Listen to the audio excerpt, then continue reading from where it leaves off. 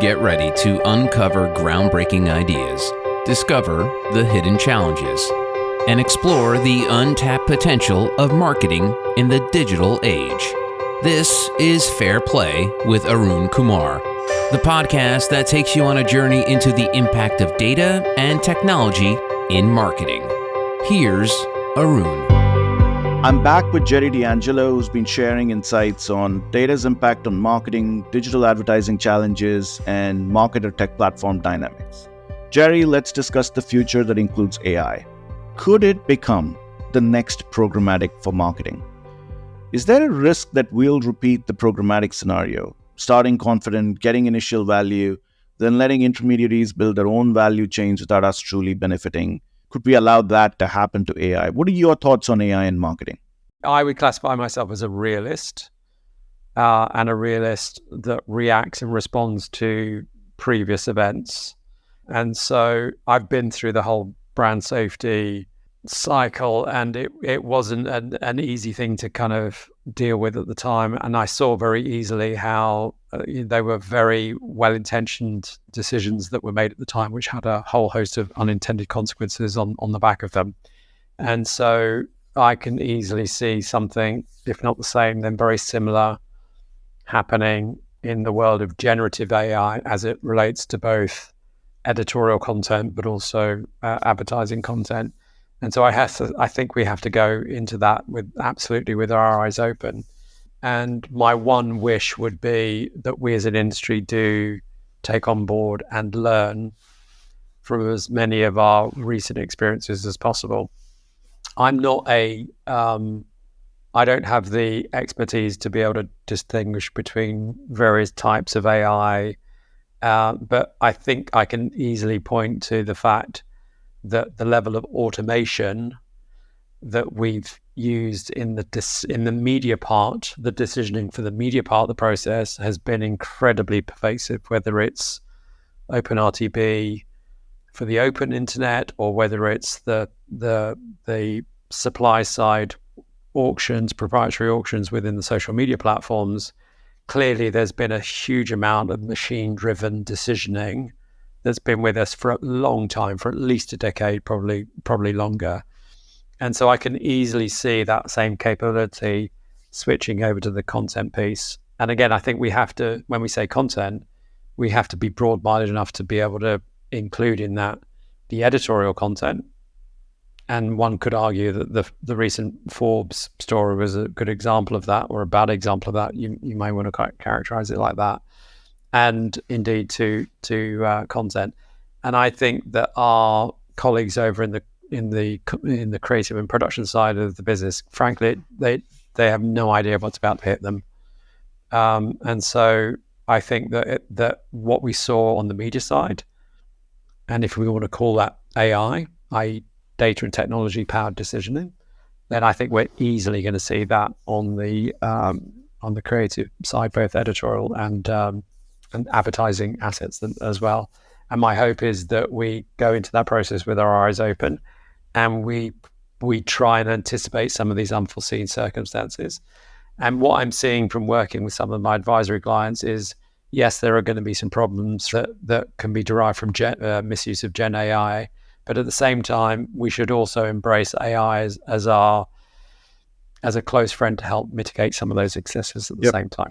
So it's almost like, I almost wish like there was a GARM that got set up before Christchurch happened. Like, it's like, if there's one learning, which is don't wait, you know that this is going to go in a certain direction, if not checked. So it might probably make sense to have a body that is actually regulating AI and its uses in the industry before we actually get to a point where unintended consequences have happened and we're trying to correct for it. Yeah, no, I 100% agree. I think the question then will be at what level that is, because I think a lot of the focus for Gen AI output at the moment is what I would call more in the editorial space. We're not seeing a whole tsunami. I think we're about to get it in a not too distant future, but we're not seeing the tsunami quite yet of advertising, of content for advertising, creative content for advertising that's coming from Gen AI. I think a lot of it is people that are playing on these various different Gen AI products out there. They're sort of playing around. I think even my kids here were doing something and they showed me yesterday. So it's kind of almost like harmless play at the moment. But very quickly, you're going to start to see the beginnings of Gen AI film and TV content that's been produced in an artificial way off the back of scripts that have been produced by Gen AI as well. So I think there needs to be definitely some kind of watermarking across this content at the very highest level, and it's a much broader problem than just advertising, I would say. So 2 or 3 questions which I've always wanted to ask clients, but because I was serving clients, I could never ask them. But now I can, because you're not a client right now, and neither am I an agency guy, so I can actually ask you this question. One of the things that's been happening is that the agencies have a business model that is built on charging clients for people. Largely. There are also other different types of business models that have existed. There is a lot of talk about how these business models are under pressure, media agencies under pressure, etc. From your vantage point, what do you think agencies need to do differently in order to re-establish value? Or do you think that no matter what they do, they're always going to be where they are right now? Well, I can tell you what I wish they would do. And again, this might be wishful thinking rooted in my past, but I actually started my career in a small media agency before moving on to Leo Burnett and Starcom. And when I worked on the agency side, agencies would grow by doing good work, which would attract more new business, and they would do well in competitive pitches. So the growth engine was more billings, more clients. And I think now, and this is partly a creation, I think advertisers have to hold their hand up and say that they were perhaps had a hand in creating this, is that the pitch process became so frenetic and so cost orientated and so efficiency driven that I think it ended up just exhausting media agencies. And we're starting to see now some deleterious impact on people in agencies. And that's actually one of the things that we're thinking about now at the WFA, in conjunction working directly with some of the holding companies, is how do we begin to roll back some of those excesses? So I think that the agency, as the pitch process, which was the kind of the engine for new business, which was the engine for agency growth, that pitch process started to overheat. And Pitchapalooza, I think it was in 2015, was probably the high point of that. And so therefore, we should not be surprised as advertisers. We should not be surprised that agencies started to look for easier ways of making revenue, of generating revenue. And unfortunately, I think now we've got ourselves into a position of, whether it was agency rebates, which were, the hot topic back in 16, 17, and then that was, they started to be squeezed by tighter and tighter contractual clauses and auditing. Now the more recent expression of this is principle-based media. And I think it's a bit unfortunate. I think that we have to allow, as advertisers, we have to allow agencies the time and space to be able to do their to be able to do their best work, and to be able to compete on a level playing field. And at the moment, it just doesn't feel like that. It feels like the agencies have been boxed into a corner, and in order to meet the ever increasing demands of their stakeholders, because many of these entities are publicly owned, they're increasingly looking for other sources of revenue. And I think it's just such a shame. And if there's a way of going back to giving them more time and space to be able to do that, that would be a healthier ecosystem all around. Absolutely. So, second question on media. I recently came across this question, and I found that the answers that came to that question were very traditional. And this was, how does creativity work with media? And creativity is as in the creative part of the business, the creative ideas that come from any part of the business. How do you translate them in media? How does media work hand in hand with creativity? Since you were in so many media roles, how did you see the interface between creative ideas and what media did? Because most of the ideas that come back are either there is a desire by the media folks to create their own communication platform, and then they create a set of ideas around it, which is supposed to be an expression, which sometimes ends up confusing clients because there's a creative idea and then there's a communication platform. There's some cases where the two don't meet. You just look purely at efficiency. So do you have a view on that?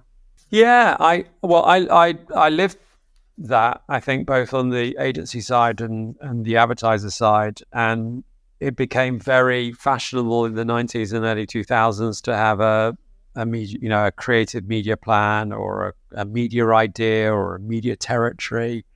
And you're absolutely right, Arun, that came into conflict with the creative idea in many instances.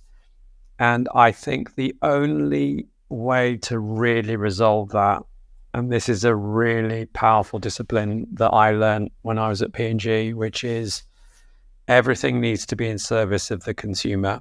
And if you start there and all of your decision making is in service of the consumer, you can't go far wrong, I would say. And so when you're putting the advertising together, you have to be very cognizant of that advertising needs to serve and delight consumers. And it could be that the creative is incredibly simple as a component of that, and that all of the creativity and all of the thinking comes from the placement and the targeting. Or it could be that the placement and the targeting is incredibly simple and it's all about the creative. And I just think that those two things need to work very harmoniously together. And the only way of doing that really is starting with the consumer. I know it sounds a tiny bit trite, but that really is a really super good discipline, and it allows those two things to come together in a much more kind of holistic and disciplined way. So I know that's not an easy answer to sort of quick silver bullet to the question you posed, but hopefully that's at least the beginnings of a way of addressing that. Got it. Last question, which is a question that I've had many debates about with many of my colleagues, which is, do CPG clients get value from audiences the way it's defined digitally? So as opposed to broad segmentation, which is what used to take place earlier, you've got all this fancy way of building audience segments, basis identity spines, and putting together not just demographic or psychographic, but purchase data, income data, location data, et cetera, et cetera. When you work with CPG clients, do you see value in that? Like, is there anything that shows that there is more value coming from a sharply defined audience as opposed to saying, hey, everyone's going to use a shampoo, so it's like, do I really need to bother with an audience? Arun, it's a great question, and you're highlighting a big tension, certainly that was in my last role, and I think has played out in many other similar roles in CPGs across the world. And I think the best way of answering that is some data can be very, very valuable. Not all data. So not all data by its very nature is valuable. I can see why it's very appealing, because if you've got the bar for accountability is being raised higher and higher in terms of the executive and financial functions within an organization, they're saying, please demonstrate that all this money that we're giving to you is actually creating a return on investment. It can be extremely beguiling and attractive to want to rush towards high levels of addressability and high levels of attribution. But I think you need to hold your nerve a little bit there, because at the same time, you need to realize that CPG brands, generally speaking, have a broad appeal. And so therefore, I think you need to be selective about what data is very valuable. I would argue that data that helps to inform you whether a consumer has recently bought the product and is unlikely to buy it again for some period of time on the purchase cycle is probably quite high value. I would also argue that proximity location data that indicates proximity to a retail location that does or doesn't have the product in stock is also quite valuable. And in a way, it probably goes back to the physical and mental availability points that we were making earlier. And so I think you need to be really selective. And I think the other thing you need to do is it's also very, in this headlong rush towards addressability and measurement and attribution, it's very easy to forget all of the fixed and variable costs that come along with making that a reality. And so my advice to people who are now in day-to-day operational roles at CPG companies is, yes, leverage data and technology that you have to hand, but in a way that's really in service of driving your business that isn't prohibitively expensive, rather than treat it as a kind of all-you-can-eat type buffet, which has lots and lots of negative associations with it. And I think the way you described it could actually be an elegant bridge between Ehrenberg Bass and the audience approach, right? Because by taking a pure audience approach, you are essentially saying that I don't believe in the earlier theories and I only need to reach a few people in order to drive my share forward. But if you're able to connect the data attributes back to the things that the original theory says is what is the reason why you need to expand reach, you might not need the granularity that you want, but just those 2 or 3 attributes alone added on top of whatever else you're using could really fine-tune your plan and get you the efficiency and effectiveness you need. 100%. I would argue that the sense of proportionality when it comes to data is not sufficiently to the fore in day-to-day operators in this space, because at the moment people are looking at data as being in a very highly acquisitive way that's freely available, and we can just take as much as we want and then we'll be able to pull from that what we need.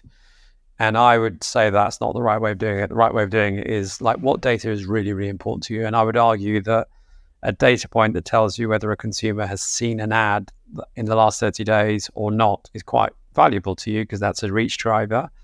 And whether a consumer has bought the product or not in the last 30 days is also quite valuable. Knowing the absolute identity of a consumer and having 3 or 4 of their devices appended to their ID, together with their email address and their physical address, and 30 days of browsing behavior, to me that doesn't speak to a proportional approach to the acquisition Not to mention of data. their social security number, whether they got married in the last 6 months, may not be relevant for the category. I think you, Gerry, should launch a group for responsible planning. I think planning is a lost art. I don't think anyone pays attention to planning. People very quickly jump from brief to buying and go very tactical fast. So I think you need to bring back the lost art of planning.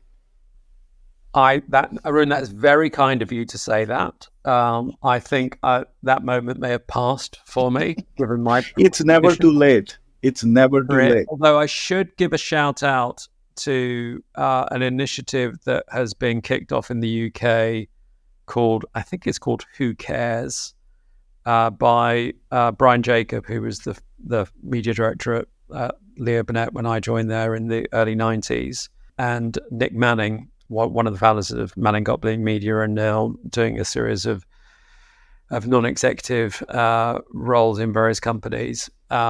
So I think there is definitely a strand of work that's out there in the business already. Whether they're calling out reclaiming the lost art of planning, I'm not sure, but there is definitely, I'm sensing a bit of a sea change in terms of, have we lost sight of the original tenets of what it is that we were setting out to do, which is to serve and delight our consumers with entertaining, interesting and engaging advertising in a way that helps to meaningfully drive business results in a profitable way. Well, thank you very much, Gerry. It was so much fun because it was a very, very entertaining afternoon. And I wish I could have these kind of conversations every day. So thank you. Thank you so much. Thank you for the invitation. It was a real privilege and honor. Thank you so much. And that'll do it for this episode of Fair Play. If you like the show, please take a moment to subscribe so you'll get notified when I release new episodes. Also, if you have a moment, I'd love it if you left us a review so that other folks like yourself can learn about the show. And don't forget, my new book, The Data Deluge, Making Marketing Work for Brands and People, is available now wherever books are sold. Thanks for listening, and I'll see you next time. This has been Fair Play with Arun Kumar. If you want to uncover the keys to using data wisely and fairly in an ever-changing world, go to arunkumar.com for more insights and resources. Fair Play is a production of Forbes Books.